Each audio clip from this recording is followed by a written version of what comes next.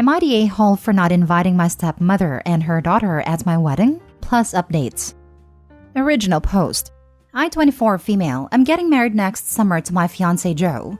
My mom died when I was 7. Dad married Kay 4 years later. Kay has a daughter Ella, 22, from a previous relationship. Kay and Ella are easily the most entitled, spoiled, and rude people I've ever met. They never treated me like family, and Kay has done everything possible to push me away from the family. I haven't been in any family pictures since I was 14. I was never allowed on any family vacation/activities. And as per Kay's request, my dad banned any family members from giving me any gifts for my birthdays/holidays. She always hated me, and I can't even remember all the times I cried because of the things she would say to me. Ella was the favorite child. Whatever she wanted, they would get it to her. Me? I had to work if I wanted something. School supplies? Work for them. My clothes don't fit me anymore. Work for new clothes. Ella liked to break my stuff too, and I would be grounded because I got mad at her. My last straw was when she cut all pictures I had of Mom. Dad found me crying, and when I showed him the pictures, he told me to let it go. I packed a bag and went to stay with my grandparents. I was 17. Dad never came for me, never called or texted me either.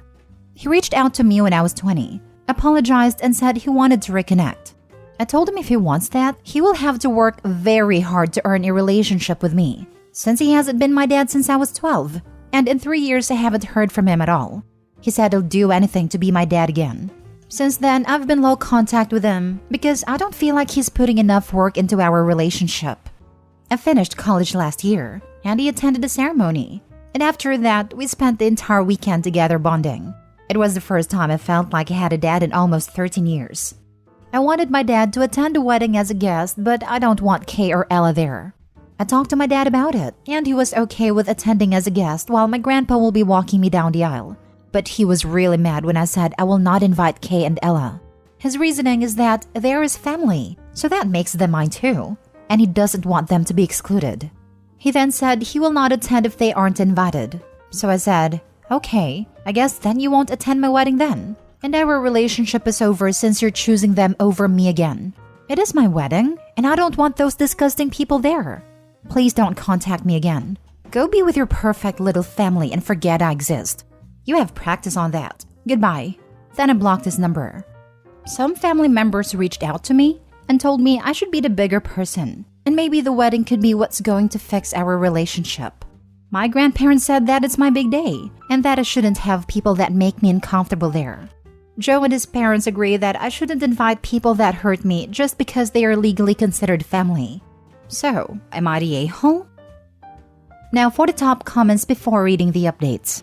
Not the a-hole. Your wedding should be one of your happiest days of your life. Your father made his choice. You don't always need to be the bigger person anyway. But they're not even really asking you to do that. They're asking you to be a pushover and let your father and his wife and her child get their way. That's not being the bigger person, and you're so much better off without them. Opie, I hope you have a beautiful wedding, stress-free, and embrace your new family. I never understand be the bigger person. No, what's in it for me? It's always almost said to the person who has zero wrongdoing in a situation as well.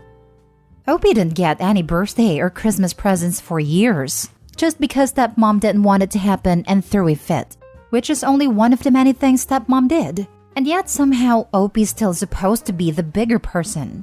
Do that as a 24-year-old, instead of the people who are adults and have been adults for decades. Ugh. Not the a-hole. Your grandparents are right. They've done nothing to deserve being invited, and why sacrifice your own happiness on your wedding day for them? Not the a-hole, and I shudder to think of what they would do at your wedding to mess it up, or make it about them. Yep, Opie's dad has proven time and time again that he doesn't care about anyone except his cruel wife and spoiled stepkid. The day he decided to let them bully and alienate Opie, he gave up his right to be in her life. She was generous enough to let him back in, and now he's wasting that chance. Not the a-hole, Opie. I hope you have a great wedding with Joe and your grandparents, the people who deserve to be there. Now for the first update. The situation has blown out of proportions. Kay's family has been blowing up my phone, sending me death/other horrible threats. And what's worse is that they have sent the same threats to my grandparents. I had a panic attack so bad when my grandma called and told me, so I'm currently in the hospital. Joe's mom is with me, and Joe and his dad went to my hometown to bring my grandparents here because I'm honestly scared something may happen to them. I don't know what to do. This has turned into a nightmare. And before you suggest a restraining order, in my country, they won't give you one unless they actually hurt you. Joe's aunt has offered to have us move in with her across the country, and as much as we love our life here, we will accept her offer. A lot of people keep asking why Kay and Ella want to come to my wedding when they clearly hate me. I don't think they want to come. I think it's the fact that I don't want them there that makes them want to come. They're not used to being told no. I've had some comments saying I should expose their threats on social media, and I think I'll do that, plus tag all of them. I can update after I do that if y'all want me to. Thank you for all the comments and messages. Second update. I posted all the texts alongside the backstory on Facebook and Instagram, and I tagged them all. Safe to say they aren't happy. Kay and Ella are now cut off by all her family, because apparently they didn't know about how they treated me.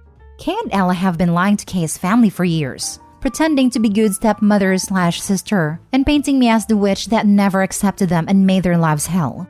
In addition, my dad is offering me money to delete the post because his friends and boss saw it.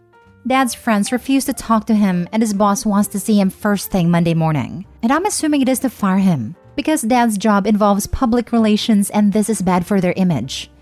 Now they're blowing up my phone with apologies and begging me to delete everything. My dad is blaming Kay for all of this and is considering divorcing her in the hope of saving his reputation. On another note, we accepted Joe's aunt's offer to move in with her and we are thinking of making the move to Aunt's city permanent. Because honestly, I'm in love with this place, and we may even get better paying jobs here. Anyways, tonight we are going to have a small party to celebrate my dad's life being ruined. Daddy wants to divorce Kay to save his reputation, but not to save his relationship with his daughter. Kay, Ella, and Dad can buzz all the way off. He should have divorced her the minute she told him his own daughter shouldn't receive Christmas presents. I can't even imagine the conversation they had where Dad is like, yeah, that seems reasonable. It wouldn't have started with not giving his daughter Christmas gifts. It would have been a chain of favoring his wife and stepdaughter, until by the time they got to Christmas gifts, his daughter was already alienated, and he could not go along. But then he was only left with an angry, alienated daughter when his wife and stepdaughter leave. Abusers don't start off big. It sucks in both victims and neighbors. Each step was just a bit worse than the last. Until he wasn't just enabling, he was a perpetrator too. At any point, he could have chosen his daughter, but he didn't. That is the really sad point. He could have any point done the right thing. If he had and worked for forgiveness, his daughter likely would have, but he would lose his wife and stepdaughter. Now he is choosing money and loneliness, and that choice isn't likely to save his money. He deserves all the consequences that are about to crash down on him. Most victims don't get to see the consequences crash down on their perps. I understand Opie's stepmom's and stepsister's family were lied to about how awful she was. But who sends such horrible threats to someone and their grandparents? The lies they were told have nothing to do with them being incredibly messed up people. For some reason, some people get bolder on the internet. Either because it's anonymous or because they become part of a mob. They get bolder and more confident posting and saying horrible things they'd never say out loud outside of the internet. These people have not received a short, sharp smack in the mouth with a hard fist and believe they are immune from this traditional repercussion of acting like an a-hole. Next story. Am I the a-hole for refusing to give up my dog for my dad's fiancé and her son? I'm really upset about this right now. I'm 17 female and my parents divorced when I was 12. It was really rough. They pretty much hate each other and still have trouble doing anything together when I'm concerned. I try not to talk about them to each other and just keep things separate. All the fighting and chaos was hard on me and was affecting my mood and schoolwork when it was all going down. So my dad felt bad and let me have a dog to help me feel better. Someone nearby had Malamute puppies, so I picked out one and his name is Tycho, and he's my best friend. Even on the weeks I'm with my mom, I stop by after school every day to take him to the dog park to play and get his cuddles in. I love this dog. My dad started dating Melanie a few years ago. I don't really connect with her. We're just really different. And she's way too touchy. But she makes my dad happy, so whatever. Her son Ben, 9 male, is autistic and needs a lot of accommodations. He gets really upset and has meltdowns when things change or are done differently. He's also really scared of Tycho, even though as far as I know, Tycho's never done anything to scare him. He's a really laid-back and well-behaved dog.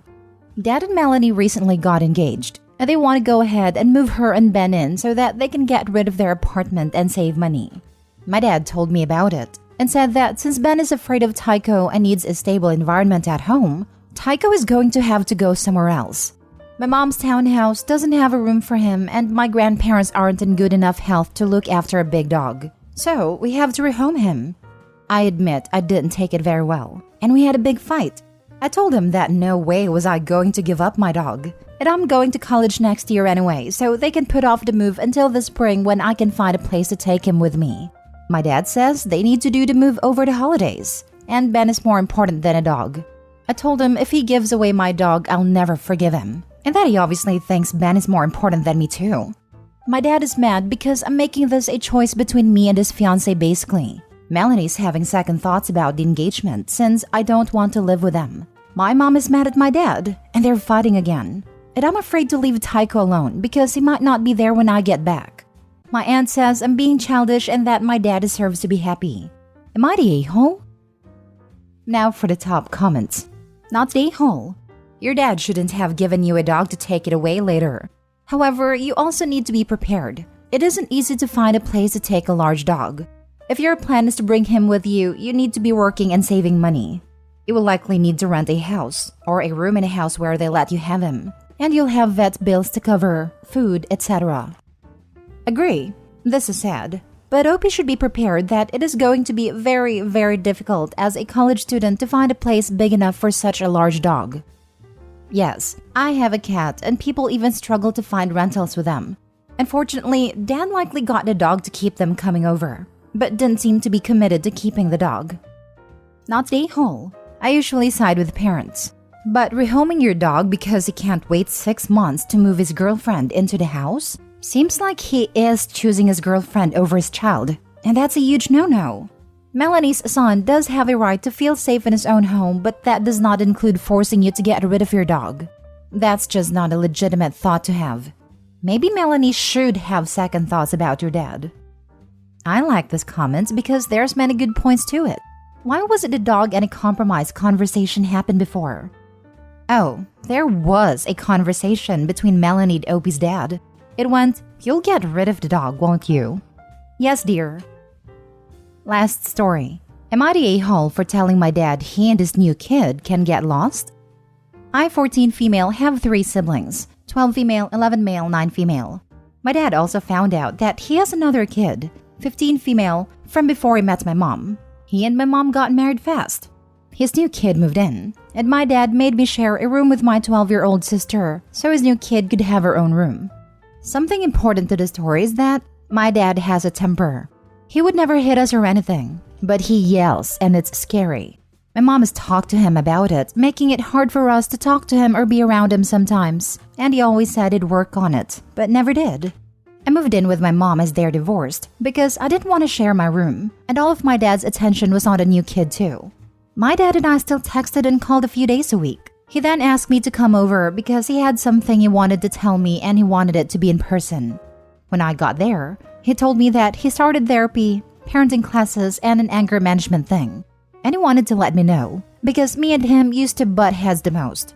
I asked why he chose to do it now, and he said he's doing it for his new kid but still expected me to be happy about it. Like we've been telling him to figure out how to control his temper for years, and now he's only doing it for his new kid. I told my dad he and his new kid could get lost, and I went back to my mom's house. My mom was waiting in the car the entire time. I haven't talked to him since, but he's still calling and texting me. My mom thinks I should be happy that he's finally working on getting better, even if the new kid was the reason, and that maybe I should give him a chance. But I don't want to. Am I the a-hole for what I said?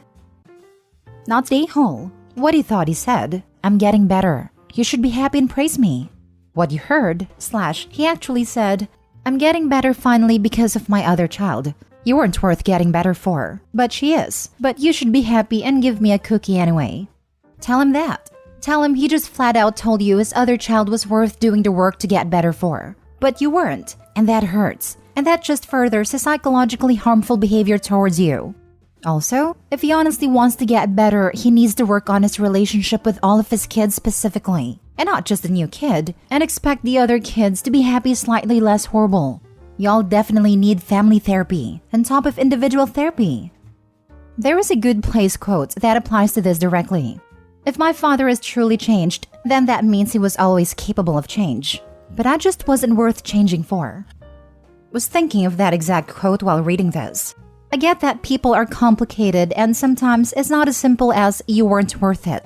It might be more like I wasn't at the point where I could see what I had to do. But the feeling is still perfectly valid, and the people who weren't worth it aren't obligated to maintain a relationship with a person, even though they're changing now. Yup, usually when we need to make a serious change about ourselves, we start putting in the work when the pain of not changing becomes more than the pain of changing. But this just tells me the dad cares more about a surprise kid than Opie and his other kids. And I know why. His family has been stuck with him for years.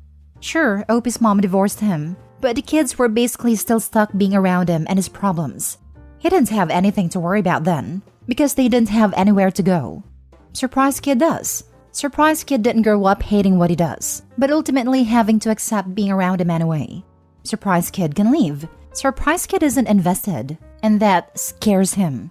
He's now looking down the barrel of honest-to-God consequences for his behavior and refusal to change. So now he's trying to get right real fast in an effort to present himself in a better way than he has before.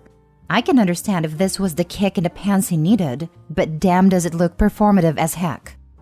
New kid can't leave. She was in a foster home before this, and it would probably be difficult to go back.